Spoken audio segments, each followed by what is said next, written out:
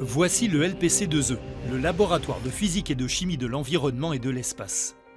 Au CNRS d'Orléans, c'est sans doute le lieu le plus connu du grand public, puisqu'il a grandement participé au succès de la mission Rosetta, la sonde spatiale qui s'est posée sur une comète en 2014.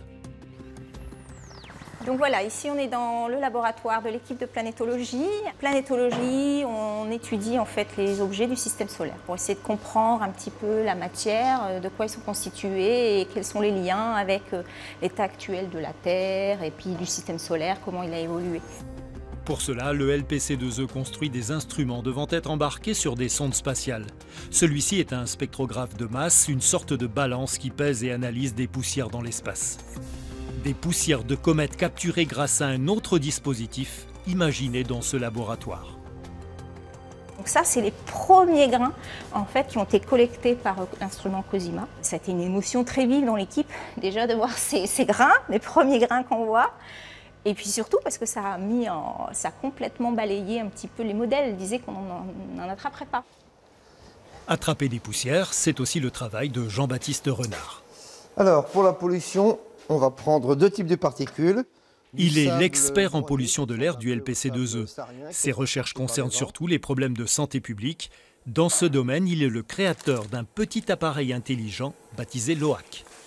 Et voilà à quoi ressemble le LOAC. LOAC, ça veut dire Light Optical Aerosol Counter. Alors le principe est assez simple, on a une pompe qui va aspirer, évidemment il faut enlever le bouchon, qui va aspirer toutes les particules qui sont dans l'air ambiant. Son LOAC est régulièrement embarqué sur des ballons-sondes pour comptabiliser et analyser tous les polluants de notre atmosphère. Et le LOAC devrait bientôt aller beaucoup plus haut. On a peut-être un projet de mesurer les poussières en orbite autour de la Terre, c'est toutes les poussières qui viennent de l'espace, qui font les étoiles filantes. Mais on a aussi des discussions entre notre laboratoire, l'Agence spatiale française de CNES et la NASA, qui pourrait être par exemple l'étude de l'atmosphère de Vénus. Autant dire que le LPC2E risque de faire parler de lui pendant encore pas mal de temps en participant à la conquête du lointain espace. Et demain, nous nous déplacerons sur le campus de l'Université d'Orléans où chercheurs et étudiants travaillent sur les technologies du futur, en santé, en agriculture ou en environnement.